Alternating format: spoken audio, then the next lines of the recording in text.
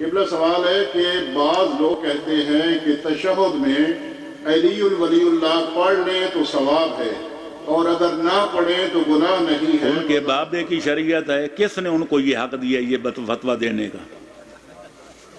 دین بنانا نبی کا کام نہیں، دین میں کچھ گھٹانا بڑھانا امام کا بھی کام نہیں۔ دین بنانے کا محکمہ صرف خالق دین کو حاصل ہے، جو مالک یوم الدین ہے۔ دین کے اجزاء، دین کے عقائد، دین کے واجبات، دین کے محرمات، دین کے سنن و مستحبات، دین کے مکروہات و مباحات بنانا اللہ کا کام۔ جو دین اللہ بنا دے اس کو پورے جزیات سمیت لوگوں تک بے کم و کاست من و ان پہنچانا، یہ ہوتا ہے نبی و رسول کا کام۔ خدا بنا دے، نبی و رسول پہنچا دے اور وہ پہنچا کے دنیا سے تشریف لے جائے، اس کے بعد اس دین کو آگے پھیلانا، اس کی تشریح فرمانا، مشکل وقت آنے پر تن من دھن قربان کر کے دین بچانا، یہ ہوتا ہے نبی کے وصی یعنی امام کا کام۔ تو نبی دین پہنچانے والا، امام دین پھیلانے والا، دین بچانے والا۔ آپ نے دیکھا کہ بنانے کا تعلق نبی سے نہیں، بنانے کا تعلق ولی اور امام سے نہیں۔ تو یہ باقی لوگ کون ہوتے ہیں؟ جو ایک رائی کے دانے کے برابر دین میں کمی کرے گا یا دین میں بیشی کرے گا یا اپنی رائے کو دخل دے گا۔ معصوم فرماتے ہیں بروز قیامت وہیں جائے گا جہاں اس کا پیشوا ابلیس جائے گا۔ عجیب لوگ ہیں جن کے مذہب کی بنیاد ہی اس پر ہے کہ قیاس کرنا حرام ہے۔ ایک صاحب نے مجھ سے پوچھا، آپ تو یہ سوال کر رہے ہیں مجھ سے، یہ روزمرہ کے معمولات ہیں، الٹے سیدھے لوگ سوال کرتے رہتے ہیں۔ کہنے لگے یہ سورت جو ہے تبت یدا ابی لہب ہم پڑھ سکتے ہیں نماز میں؟ میں نے کہا بے شک، چونکہ نماز واجبی میں دو ہیں، پہلی دو رکعتوں میں الحمد اور ایک سورت اور پڑھنی واجب ہے، لہذا سورت تبت یدا ابی لہب و تب بھی پڑھ سکتے ہیں۔ کہنے لگے جناب نماز میں ابو لہب جیسے بے ایمان کا نام لے سکتے ہیں تو مولا علی کا کیوں نہیں لے سکتے؟ میں نے کہا اس کی لہجے میں جواب دیا، میں نے کہا ابو لہب زیادہ بے ایمان ہے یا شیطان؟ کہنے لگے شیطان۔ میں نے کہا ہم تو شیطان کا نام لیتے ہیں، پہلے پڑھتے ہیں اعوذ باللہ من الشیطان الرجیم، پھر پڑھتے ہیں بسم اللہ الرحمن الرحیم۔ لیکن کیا الٹی ونگا ہے، یہ تاثر دیا جاتا ہے جناب علماء کرام کو مولا علی کے نام سے چڑھ ہے معاذ اللہ، اور میں کہتا ہوں جو علی سے دشمنی رکھتا ہے اس کی ماں کا قصور ہے، اس کا کوئی قصور نہیں ہے۔ یا علی، اللہ اکبر، یا رسول اللہ، یا علی۔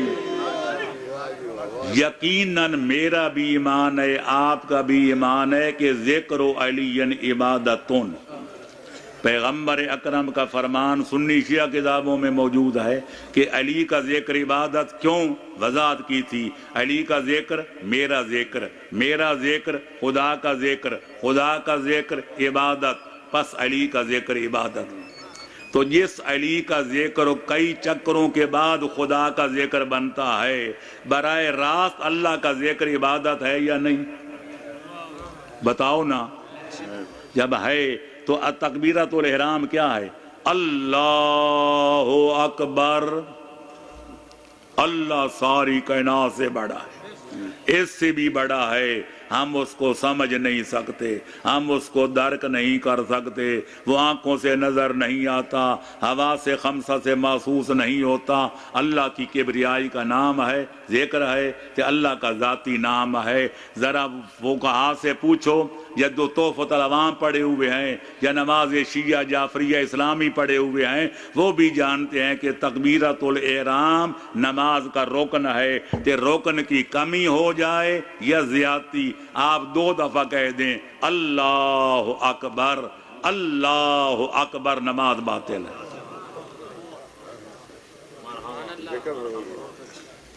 رکوع کیا ہے؟ سبحان رب یل عظیم و بحمدہ، میں اللہ کی تسبیح کرتا ہوں اس کی حمد کے ساتھ، اللہم صلی علی محمد و آل محمد، 14 پہ درود ہے۔ سبحان رب العظیم وہ بھی عبادت، آل محمد پہ درود پڑھنا وہ بھی عبادت۔ ذرا مہربانی کر کے ایک رکعت میں 2 رکوع کر کے نماز صحیح کر کے دکھا دو۔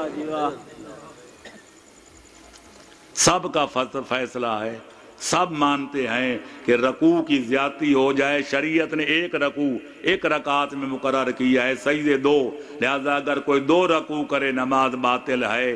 تو یہ کیوں باطل ہے؟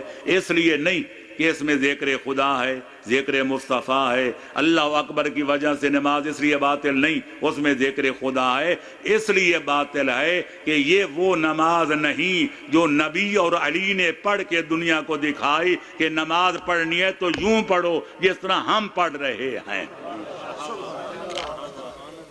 لہذا جس نماز میں شہادت ثالثہ پڑھی جائے یہ وہ نماز ہے جو نہ نبی نے پڑھی ہے، نہ مولا علی نے پڑھی ہے، نہ حسنین شریفین نے پڑھی ہے، نہ 12ویں امام تک مہدی دین نے پڑھی ہے۔ یہ 14ویں صدی کے مولویوں ذاکروں یا 15ویں صدی کے لوگوں کی آج ایجاد بندہ ہے۔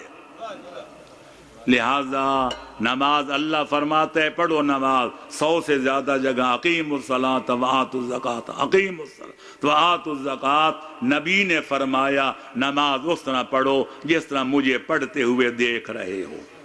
پچھلے سال میں نے محرم کی مجالس میں ایک سوال کے جواب میں ملتان میں اس سے بھی زیادہ مجمع تھا جس میں نے کہا تھا، اور میری وہ کیسٹیں موجود ہیں کہ میں نے کہا میں ساری دنیا کے مولویوں ذاکروں ملنگوں سب کو دعوت دیتا ہوں اور چیلنج کرتا ہوں کہ مذہب شیعہ کی لاکھوں کتابوں میں سے ایک کتاب میں سے کسی 14 معصوموں میں سے ایک معصوم کا ایک نماز میں شہادت ثالثہ پڑھنا تم ثابت کر دو، میں پوری ملت جعفریہ سے نہ پڑھاؤں تو میرا نام بدل دینا۔